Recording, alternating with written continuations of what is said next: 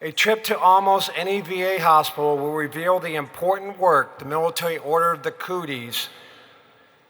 Each year, the Cooties spend thousands of hours bringing comfort and laughs to our hospital veterans. Their commitment to keep them smiling in beds of white is a grand tribute to the service and sacrifice to all veterans. Our next guest was elected Supreme Commander of the Military Order of the Cootie last July. Ladies and gentlemen, please welcome the Supreme Commander of the Military Order of the Cootie of the United States of America, Dwight Hora, from the great state of South Carolina.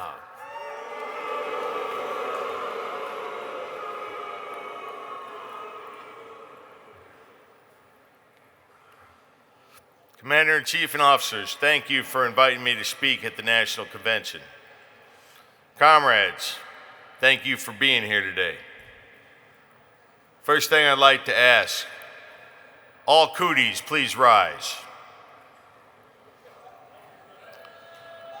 Thank you for the support of veterans and hospitals.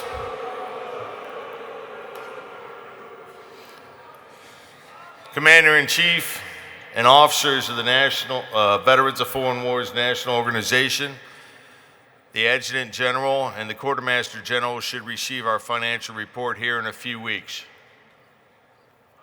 We have had a tremendous year with the Military Order of the Cooties. We ended the year with 13,220 members of the Military Order of the Cooties and the Military Order of the Cootie Auxiliary. These 13,000 plus members did over $9.53 million worth of hospital report.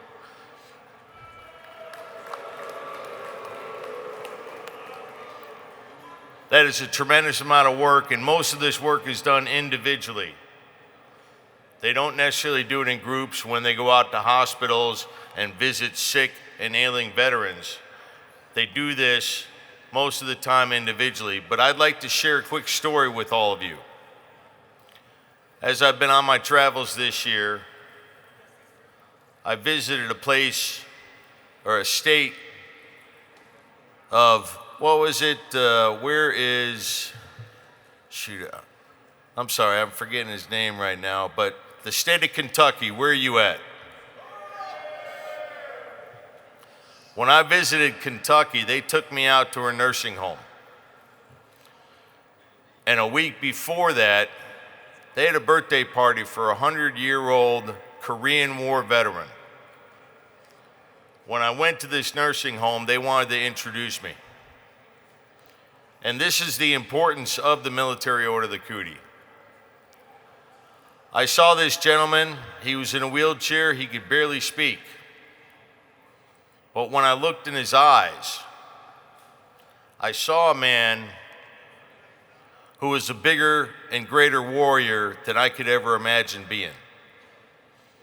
I saw the life that he lived in his eyes. And when I was leaving the nursing home about an hour later, it tore my heart up that I couldn't take my brother with me. And that happens to me individually a lot, and I know it happens to a lot of Cooties. And this is where our brotherhood in the Cooties really comes into play.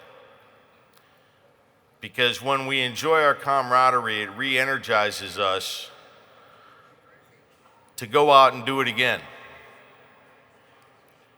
And then we get beat up when we see what's in the eyes of these veterans who are in the hospital, who are in the nursing homes, who are shut-ins. And when we hurt and we ache, we get together with our fellow Cooties and we re-energize ourselves.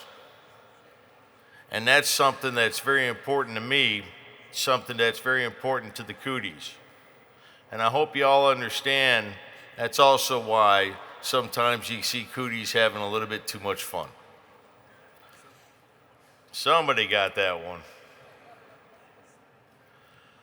But I wanted to say, once again, Commander-in-Chief, thank you for allowing me to speak today, to give the report, and I wish you all a great and wonderful rest of your convention. And for those Cooties, I look forward to seeing you at the Supreme Convention in 2 days. Thank you all very much.